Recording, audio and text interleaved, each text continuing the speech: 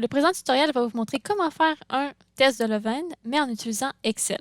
On sait qu'un test de Leven, c'est quand même assez long et complexe. En fait, on cherche à regarder si les variances de chacune des populations sont égales. En effectuant la distribution d'échantillonnage, on se rend compte que la distribution est en fait V inter sur V intra, un peu comme un test ANOVA, sauf qu'on doit calculer, c'est en lien avec les YI, qui sont en fait en valeur absolue les différences entre la valeur et la moyenne de chacun des groupes.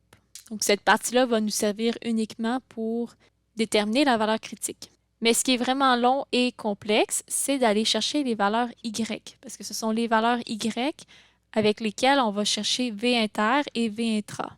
Donc, les valeurs Y, à partir de chaque groupe, il faut les calculer pour chacun des groupes.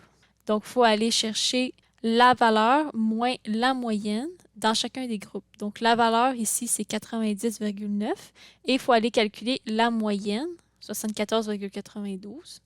Et on regarde en valeur absolue, quand on fait la soustraction, ce que ça donne. Pour faire ça pour chacun des groupes.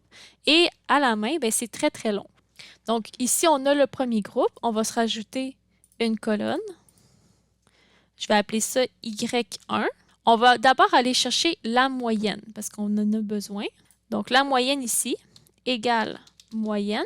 On sélectionne nos données qu'on veut calculer une moyenne. 74,92, qui est exactement ce qu'on avait.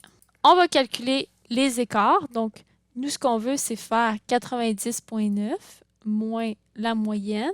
Et il faut mettre ça en valeur absolue. Donc, on fait égal ABS pour absolu. Et ici, on veut faire 90, donc on va chercher la cellule, moins la moyenne.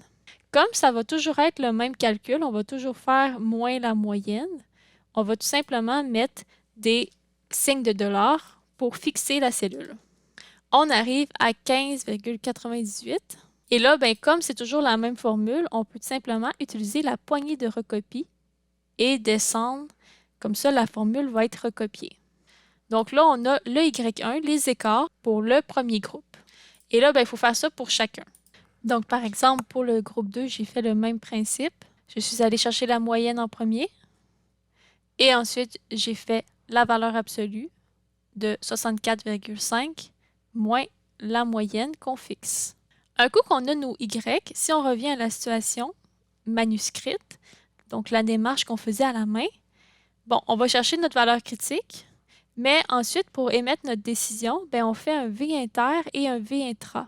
Donc, mais avec les valeurs Y.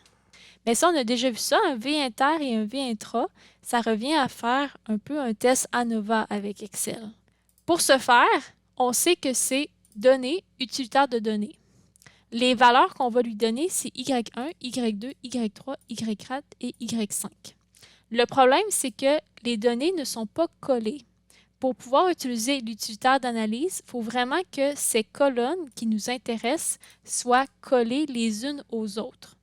Donc, dans cette situation-là, vous n'avez pas vraiment le choix. Il faut prendre vos colonnes, faire un copier et un peu plus loin, donc un endroit où est-ce qu'il y a plus de place, on va faire coller, mais attention, il faut faire coller les valeurs. Et là, on est prêt à faire l'utilitaire d'analyse. Donc, on va dans Données, utilitaire d'analyse, analyse de variance un facteur, OK. On va chercher la plage d'entrée. La plage d'entrée, on prend les titres et on descend jusqu'en bas pour avoir l'ensemble de nos données. Intitulé en première ligne, donc la première ligne correspond au titre qu'on va donner tout simplement à ces données-là. C'est correct, c'est ce qu'on veut. On met notre seuil de signification 1% et la plage de sortie, c'est l'endroit où est-ce que la conclusion du test va sortir. Donc, on peut simplement peut-être la mettre ici. OK. Et là, nos tableaux sont apparus. La façon de lire est exactement de la même façon que le test ANOVA. Donc, ici, vous avez les moyennes pour Y, pour chacun des groupes Y. Vous avez les variances. Et ensuite, ce qui est vraiment important, c'est plus le deuxième tableau. Donc, vous avez le degré de liberté 4,90 qui nous sert vraiment plus pour la valeur critique. Donc, la valeur critique qui est ici, 3,53. Donc, ce qui est vraiment important, c'est ici les moyennes des carrés. Donc, vous avez V inter, V intra. Donc, si on le faisait de façon manuscrite, V inter, on arriverait à 24,8687. C'est à peu près ce qu'on obtient ici, là, 24,8687.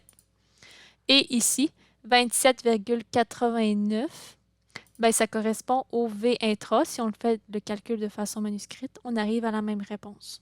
Vous avez votre F ici, 0,89. Il vous reste à faire la conclusion. Pour faire votre conclusion, c'est très simple. Donc, vous prenez votre F, 0,89, qui est à peu près 0,9 qu'on avait obtenu à la main, et vous regardez votre valeur critique, 3,53. Donc, comme 0,9 n'est pas plus grand que 3,53, on ne rejette pas H0, ce qui signifie qu'à la base, nos variances sont, on considère que nos variances sont égales, qui était l'hypothèse H0. Donc, la technique est exactement la même, c'est juste qu'il faut aller chercher les valeurs de Y1 pour chacun, les valeurs de Y pour chacun des groupes. Et un coup, vous les avez, les valeurs de Y, ben, ça revient à faire un test ANOVA. Donc voilà, ça fait le tour pour le test de Leven.